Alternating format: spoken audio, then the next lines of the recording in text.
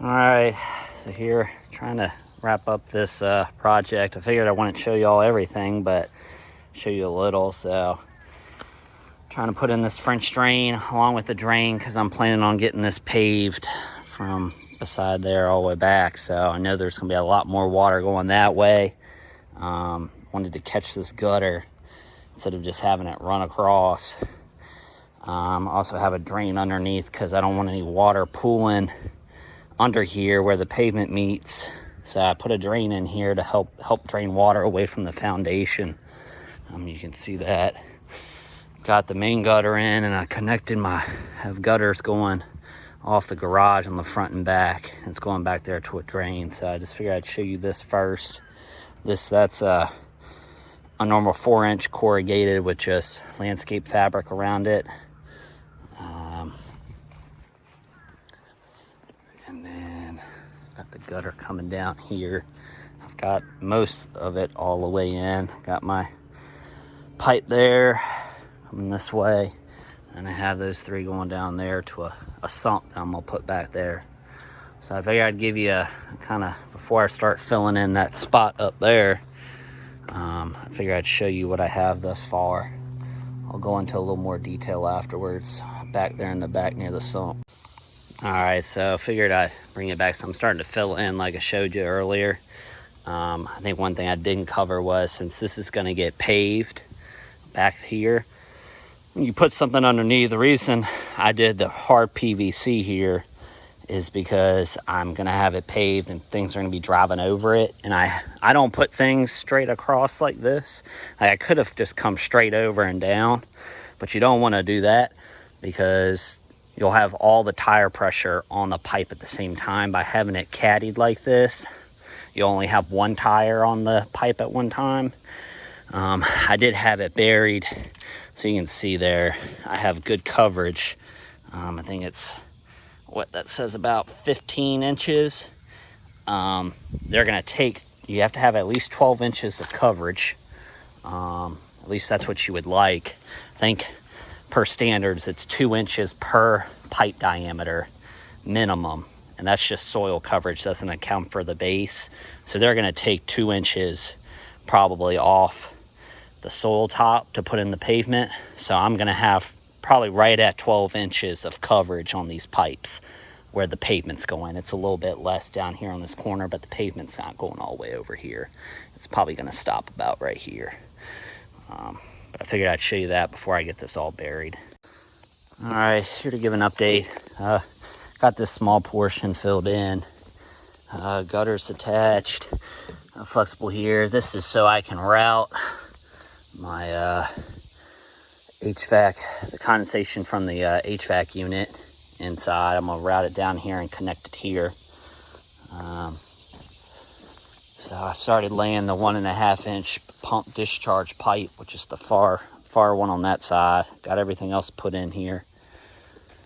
And let's see, we'll keep moving down here. Got this gutter attached. I'm getting this paved, so I wanted to end it here. And this pipe, I mean, the gutter comes down to here. So once the pavement gets in here, I might make that a little tidier. But right now, that's what I got. I'll take it down here. Got those 2 gutters attached. Everything comes down here. This one's higher. You can see how low the soil is here, but gutters there. I can fix that up later once all the soil's laid out. I can just chop it and extend it. And then here's going to be my sump. I got this for $13 off Facebook Marketplace. It was an auto store that used to have windshield washer fluid in it. It's a 55-gallon drum.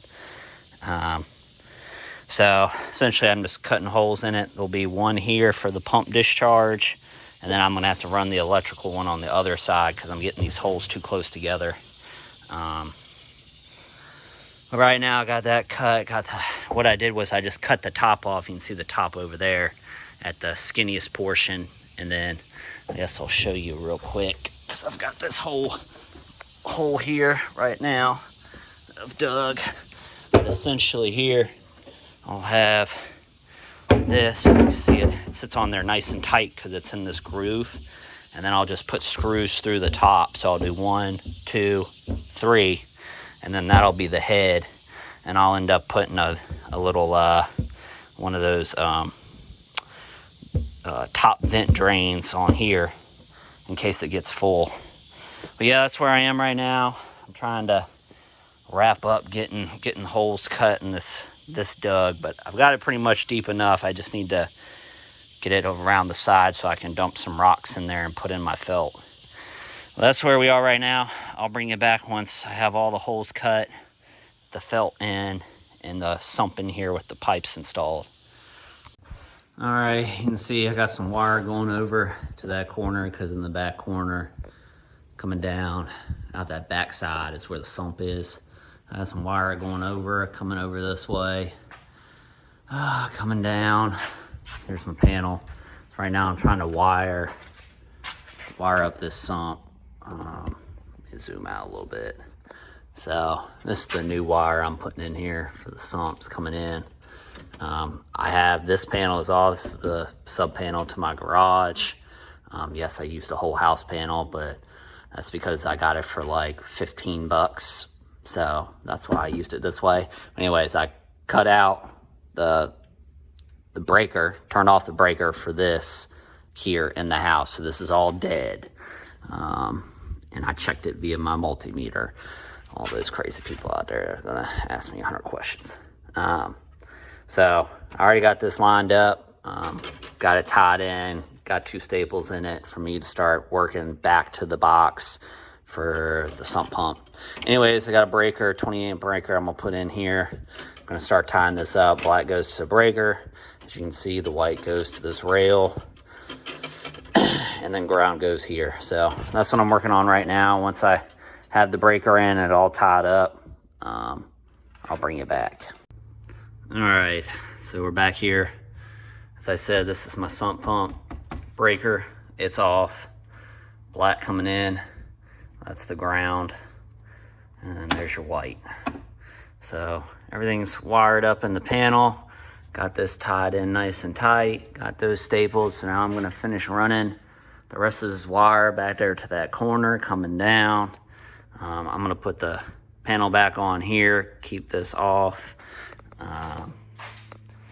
And then I got my submersible wire here, which I'm gonna take it back to that corner.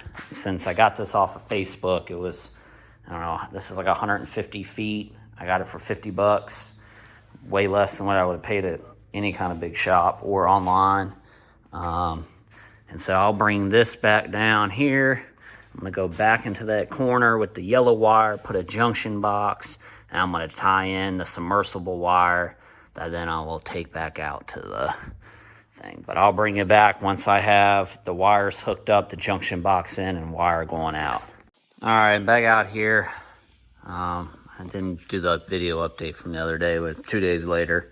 Anyways, you can see the wire coming down. So I brought it from over at the panel that I showed you the other day. Took it all the way around, came up here. You can kind of see a little bit of the Romex up there. Comes over, comes down, goes around there, you can see there, and it goes out. I'll take you around to the other side. Made a little bit of headway from the last time I brought you out, but that cable came here. I put an outdoor GFCI outlet. You can see that with the cover. I was gonna just hardwire. I was gonna put a GFCI in probably like right here above the table. And I was just gonna hardwire the pump with this submersible wire that I showed earlier that I got off. I was just gonna hardwire to the back of the GFCI and just take it out. But since I didn't have an outlet out here and it's a pain to run the electrical all the way around, even though I'm not gonna really do anything out here ever, I just made it here. So anyways, dug the trench. You know, varies where you are. I know NEC standards are 18 inches burial. I guess it's just really conservative. Some places you can get away with 12 inch with PVC conduit. I know with metal, sometimes they say 6 inches, but it's really your local ordinances, what they allow, what they don't. So it is 18 inches here. It's supposed to be 18 inches all the way, but I want to make sure this is draining back. So it's like 16 inches here. That's just how it is. But it's pretty much buried. So I got the conduit kind of just hard laid in there right now. It's not sealed up. But I got everything around. I got to do a little finishing touches, but you see the PVC conduit's right there. It's like right above the water line right now. It's rather annoying. That's just how it is. So anyways, I'm gonna trim this one off so it's like an inch or two inside the sump, and then I'm gonna cut that off right at the concrete, at the top of that, and then I'm gonna start feeding the wire in. So I'll bring you back once I have all that tied up prior to burying it. But once I have the wires from here down and through, and I've got the plugs, I'm going to do a 90-degree plug so that my electrical line doesn't look like that, because I don't really like it when it looks like that. It's going to be a 90-degree plug going down. So I'll bring you back when I'm done. Figured I'd bring you all back. You know, it's raining, but I'd show you all the finished product. So I did tape this up. I really didn't need to, but put a protector around that and taped it up. And that's the final thing with the plug in there. Looks pretty decent. These T-Mac things, they have those little, I don't know if you can see it, but there's a little cover on the screw where you slide that around. Well, it makes it to where this can't sit on the bottom because it sits out. That's the only bad thing about this. I think it's T-Mac, yeah. T-Mac GFC outlets, but it's pretty good. Here's the top. I've got a little emitter here in case this thing ever stops working. It doesn't back up to my gutters. That would be a lot of water, but if it's coming down that fast to overgo this, I want the water coming out here from the top of the actual sump, then coming out my gutters or anywhere else and causing damage. So I'll show you the inside. I'll take the top off for you. All right, so I think I've shown you everything except for the final product here. So it's pretty much stopped raining. It's not raining hardly anymore, but that's from the house side on that one gutter, and it has the corrugated pipe in it. As you can see, it's not even raining. And then this is from the garage. And you can see this is how I finished wrapping up all the wires. Before, I think you saw I had the extension cord and it was regular plugs. I cut the plugs off and just hardwired it because I was like, if it floats up and gets above the wires and it's all plugged in, it's going to end up tripping. I don't want that when it's getting high or overfilling, so I used the watertight connection. So I cut everything, the float switch and the power plug off, and I put watertight connections, and then I wrapped it with electrical wire. So seeing that all the wires are submersible and now I have watertight connections, this thing shouldn't trip off due to water. I guess it's going to start raining again. Hopefully you'll be able to see this thing kick on. But I wanted to show you the final product. That's, the wires that were coming in. So yeah, it's starting to pick back up. But I'll bring you back when it's close to cutting on. All right, it's really starting to rain now. You can see that's the garage side and that's the house side. That thing's really starting to kick off. It's about to kick on. Give it a few more seconds. There it goes. It should be kicking on now. And that thing's really putting in some water now. There it goes. Just turned on. You'll see her going down. That's a lot of water coming in right now, but that's good. It's all stuff not getting captured behind the garage. I have a 3/4 horsepower pump on here, so probably pumping out the same amount that's coming in right now. You can see that water coming out there is to let out air, because this doesn't have the automatic air release on the pump, so it has to do it. You have to put a little hole in it to get the air out. But that's it. Figured I'd show y'all what this thing does. Make sure you size. I had to do all the calculations for sizing the pump to get it, you know, that's 160 feet to the road. So I had to make sure I had a pump. A lot of the pumps you get now, they'll say it does, you know, 4,000 gallons per hour, but that's at a low low TDH overall. So just make sure you do the calcs on getting everything to the road like you do. But hopefully this helps you out. So I don't think I got this paved. I know a few times videos I haven't had it paved, but I do have that. My condensate, you can kind of see that now with the HVAC. I connected that to the drain too. If you think about it, five gallons per day in the same spot, if it doesn't drain away, it's probably worse than you just having a thunderstorm for, 30 minutes every week or every other week.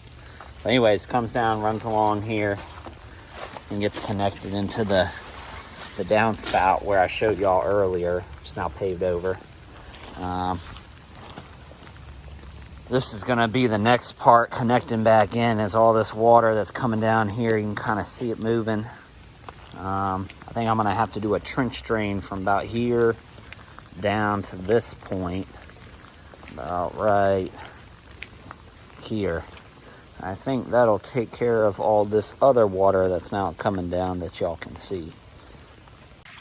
All right, just figured I'd show y'all. This is from all the way out here. I've got the pavement in now, but that's the pump. Getting rid of it. Pretty good flow. Only lasts for like maybe 20 seconds, unless it's raining really hard. I won't even say 20 seconds, probably like 15 to 20. Let's see. Let y'all see that. There it goes. That's all the water.